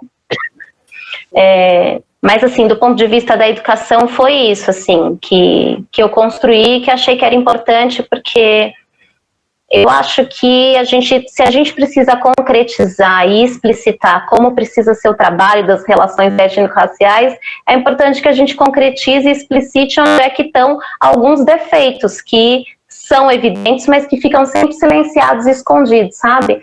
Então a ideia foi trazer isso à tona e provocar mesmo essa atenção para que outras gestões possam se organizar de outra forma. É isso, obrigada, Marieta. Eu acho que as secretarias de gestões públicas de educação dificilmente vão tomar uma atitude diferente, ainda que a gente faça denúncias, se o movimento negro não fizer essa pressão. Então, eu acho que esse tipo de denúncia é muito importante para a formação do próprio movimento negro, né? Então, é colocar o movimento negro em diálogo com o próprio movimento. Então, é o Etnis conversando com o NUCAB, conversando com a ação periférica, enfim. Esse contato, esse diálogo entre os movimentos negros vai favorecer com que a pressão, com que se organize, não é? O Conselho Municipal, então, vai poder pensar em formas diferentes de organização para a gente fazer um enfrentamento institucional. As pressões do movimento negro, sim, ajudam a causar alterações nesse quadro institucional, sabe? Então, acho que as salas de denúncia só colaboram para reorganizar ou pontuar pautas da agenda política que o movimento negro pode fazer. Eu acho que enquanto coletividade o movimento negro tem uma força grande, é ele que consegue essas alterações, porque daí é uma ou outra pessoa que vai ser indicada pelo movimento, que vai ocupar espaços políticos e que pode organizar esse cenário de alguma outra forma, né?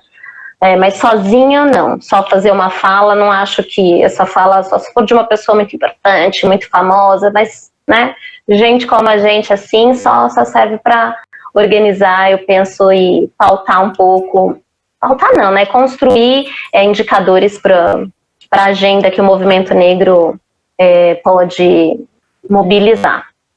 E em termos de gestão municipal, eu também não conheço uma gestão municipal que seja um grande exemplo. Eu conheço atividades institucionais, não são gestões, né, públicas inteiras de educação, mas que são um exemplo excelente de educação das relações étnico-raciais.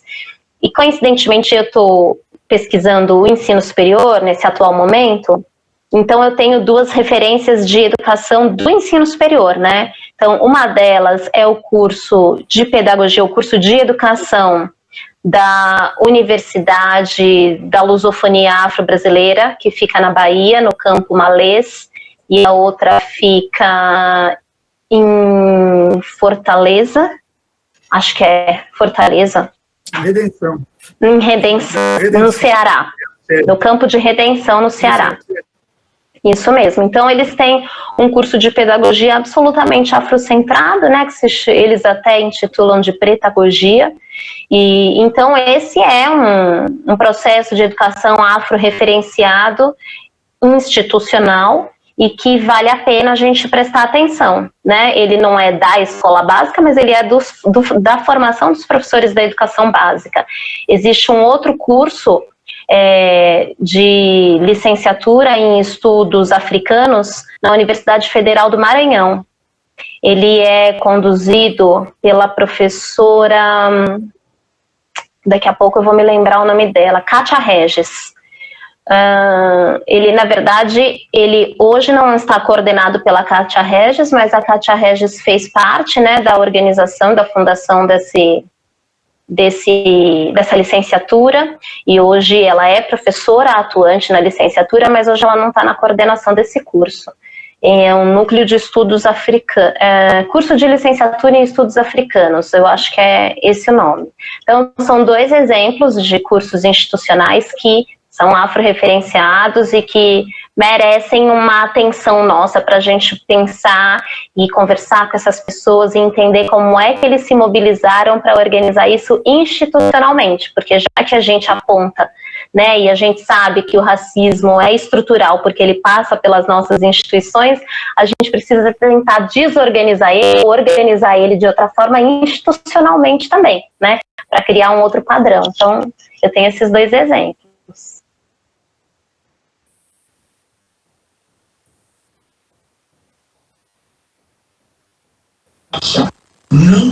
Muito bom, meninas. Parabéns, Mariana. A professora Mari Garcia, socióloga, ela fala disso também, que nós temos que desconstruir, né, para depois reorganizar novamente. É isso mesmo. É isso mesmo.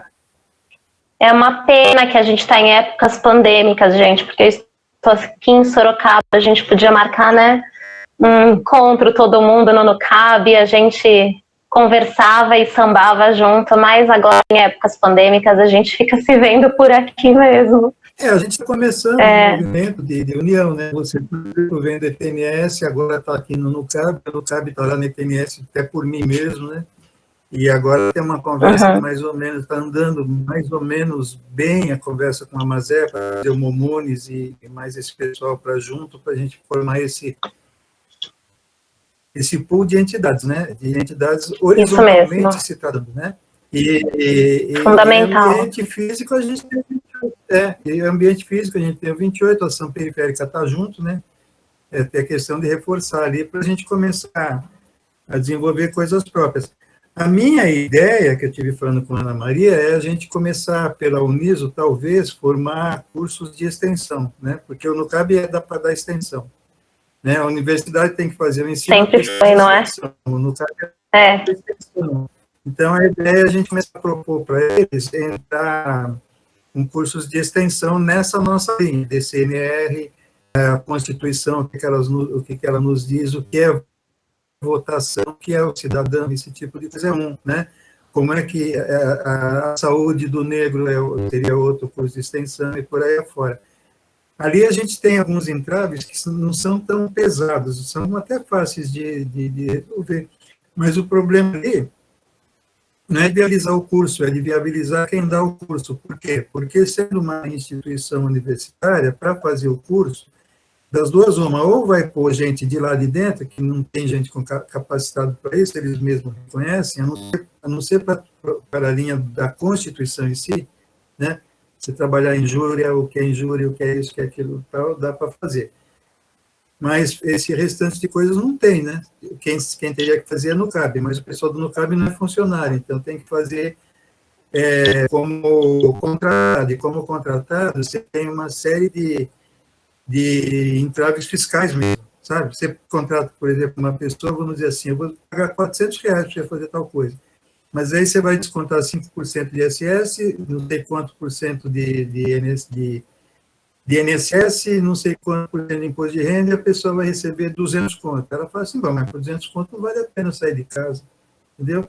Então você começa a ter esse tipo de situação. A gente tem lá, por exemplo, eu e mais gente nossa do NUCAB que fala assim, não, eu faço esse troço de graça. Ele fala assim, mas de graça depois a gente se ferra na frente, porque primeiro não sei se vai reclamar que foi de graça. Em segundo lugar, alguém pode dizer que está tendo, como é que chama? Favorecimento ou com... exploração. Com tráfico de influência, né? Eles podem dizer também. Então, a gente fica mais entrave, entendeu? A questão de ultrapassar é exatamente isso, é como ultrapassar esse tipo. A gente vai achar caminho, pode ter certeza que o cabelo branco não é à toa, né? A gente pensa, né? Então, a gente vai acabar achando jeito, mas não sei qual ainda não sei. Mas esse pool das nossas entidades está andando bem, tá bom? E como ele está andando bem, e a gente tem alguma penetração na nossa Câmara Municipal, inclusive na que está eleita agora, A gente pode começar a forçar alguma coisa lá por dentro e tem alguma coisa que eu estou pedindo para os próprios professores da SEI forçarem com o novo secretário de Educação, né? E eles disseram que estão dispostas. Agora, eu não sei se vão conseguir ou não, né? Porque disponibilidade para fazer, sabe quem tem, né, Mário? Até já fizemos pelo Cambinho, né? Então, e agora, pelo tempo passado, a gente consegue fazer melhor, né? Porque agora já tem experiência, até já sabe o que pode ser melhorado, né? Mas vamos ver onde a gente chega. Não sei, vamos ver. A gente está sempre andando, né? E como o caminho se faz ao caminhar, vamos lá ver o que acontece. A gente tem essa disponibilidade. E lá dentro da Uniso, a gente tem a professora Tiffany, que era da comunicação, e ela tem montado, periodicamente, um grupo exatamente de marketing, né? De marketing virtual. O que está desmanchando chama-se Cria da Casa. Eles estão fazendo as coisas para o Nucab. Mas é muito novo, então a gente ainda é semente, né? Mas que agora a gente já tem Instagram, já tem, como é que chama lá? Já tem Instagram, já tem o blog, já tem o site, já tem o YouTube, a gente tem esse material. Agora, o que falta na cabeça a gente saber usar. Porque você viu, na semana passada, eu pedi para você, olha, você partilha, porque eu não sei fazer esse troço, não, né? Aí você, inclusive, sugeriu. Então, você, inclusive, sugeriu que a gente deixasse um link direto com o CAB. Eu falei, eu tenho um pouco de medo, porque dali a pouco a gente pode ter invasão, tal. Mas, em compensação, você chega para a Mariana, mas fala assim, mas eu preciso, e está certa, não só ela, né? Ela precisa dar para ela ficar dando autorização para os outros, quer dizer, se divide a atenção. E é onde a gente está discutindo, né, Mariana? Para a gente achar, talvez, uma outra plataforma. Eu estou bastante propenso a fazer pelo StreamYard, porque aí só cabe 6 pessoas, então não dá para ter invasão. E aí os contatos são feitos pelo Facebook. A gente pode, talvez, não sei, abrir um Classroom para o pessoal assinar a lista de presença, para quem quiser certificado, sei lá. Né? Mas são coisas que a gente está vendo aí. O problema é que a gente está incipiente ainda, né? E pouca gente da gente sabe fazer isso. Quem sabe, eu sei que sabe, é a Mariana, o Mac e o Max. Eu não sei, ninguém conhece bem fazer essas coisas.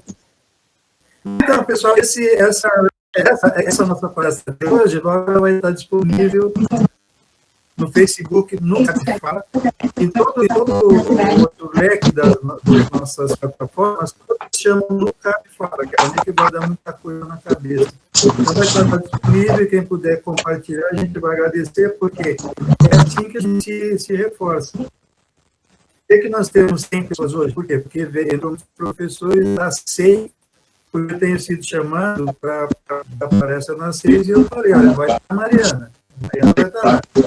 E muita gente já conhece a Mariana. E como conhece a Mariana e sabe, a gente vê. Então, se nós nos tornarmos mais conhecidos, eu acho que a gente consegue montar também uma base mais sólida para reivindicar essas coisas todas que a gente está falando. Porque o grande mal da universidade, para mim, da academia, é que a academia não conseguiu.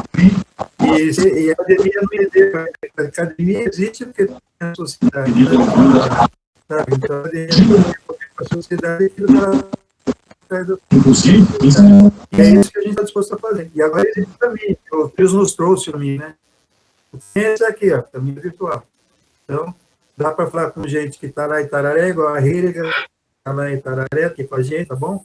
Tem gente que está mais não sei de onde, que está aqui com a gente também, e por aí afora. E aí a gente tem que usar isso até onde der. Só que eu não sei fazer isso. Mas tem quem sabe, tá aqui a Mariana e deve ter mais gente aqui que vai. Também não vamos jogar tudo nas costas da Mariana sozinha, né? Porque ela tem mais o que fazer também, né?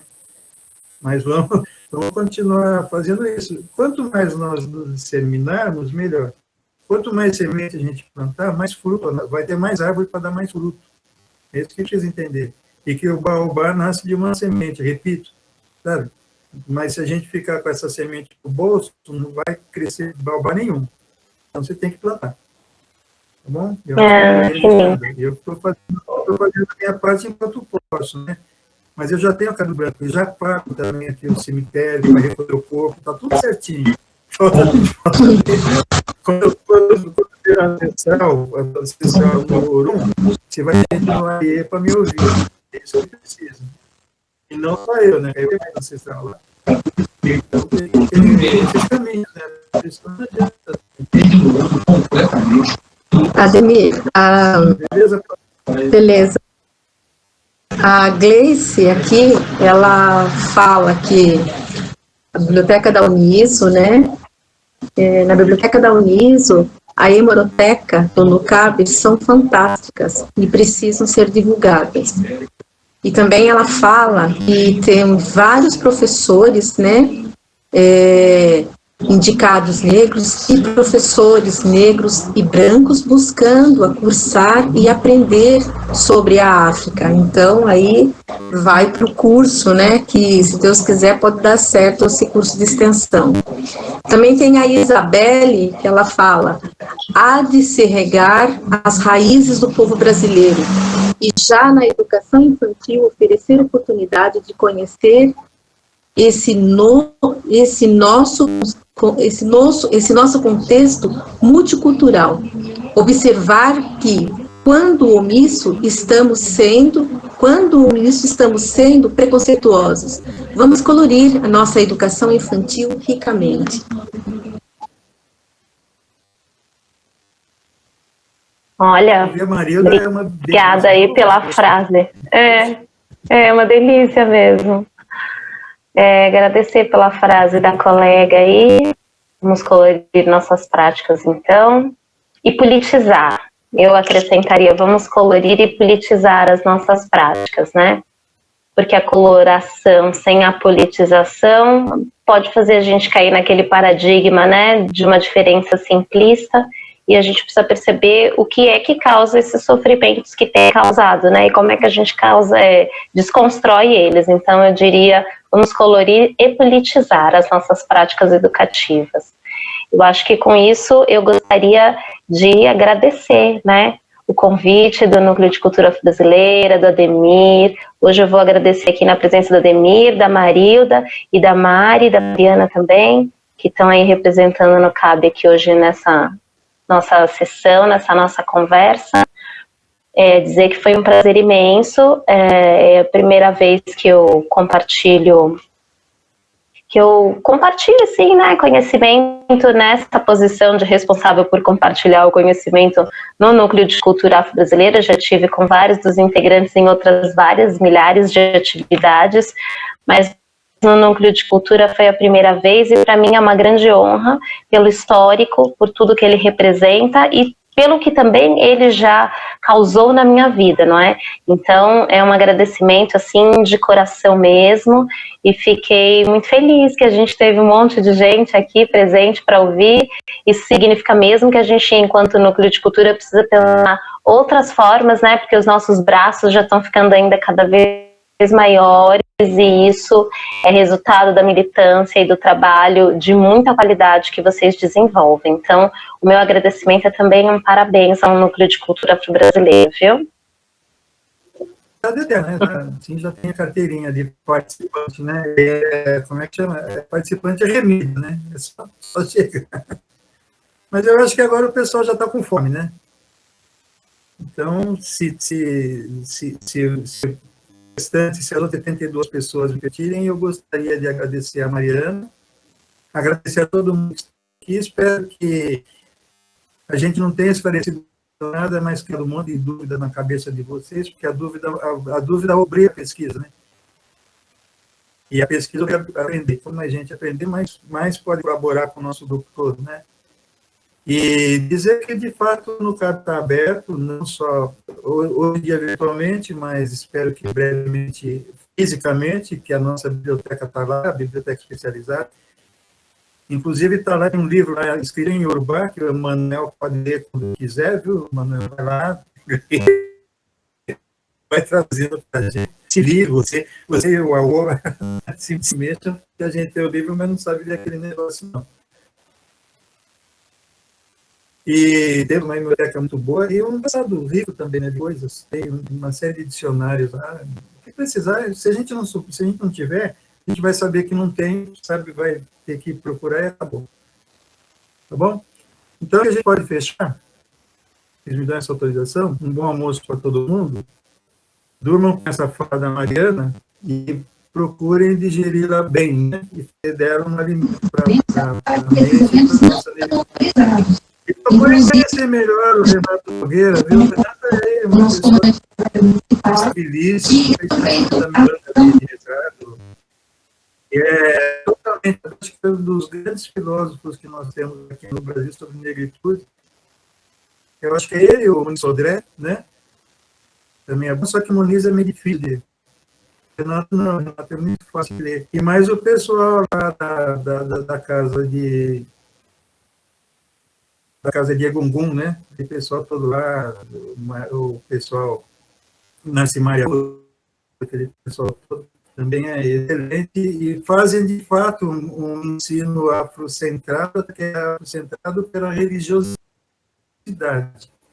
Utilizam o luto para fazer teatro, para contar os mitos da cristianidade e transformar isso em ensinamento para a criança, mais do que alguém falando. Né? Estão fazendo, é muito mais fácil de guardar as coisas. Então, esse povo todo para a gente lá, tá bom? Recomendo também, para quem quiser, o livro que foi organizado pela professora Elisa Nascimento, viúva do Abdias, que se chama, como é que é? A Autenticidade, uma nova epistemologia, assim, que ali tem muita gente, inclusive os que foram citados aqui, né? Mazama, Mulher que é Sante, está tudo por lá. E tem outro também que chama Intelectuais,